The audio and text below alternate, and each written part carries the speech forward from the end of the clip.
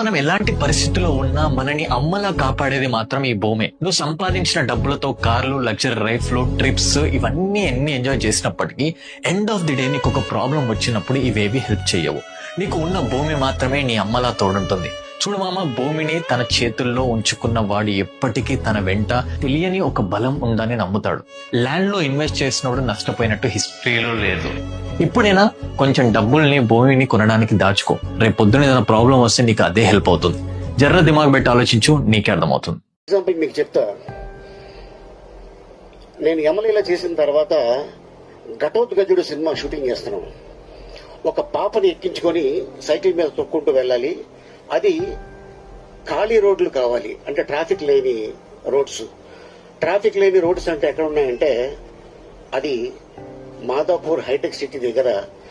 ఆ సినిమా చూడండి మీరు, ఘటోత్కచుడు. అక్కడే పాపను ఎక్కించుకొని సైకిల్ తొక్కుంటూ ఖాళీ రోడ్ అది. అప్పట్లో చెప్పారు షూటింగ్ చేస్తుంటే, సార్ ఇక్కడ 2 ఎకరాలు తీసుకోండి, 2-3 ఎకరాలు, ఫీచర్స్ చాలా బాగుంటది అన్న. కాకపోతే అక్కడ అన్ని రాళ్ల గుట్లలో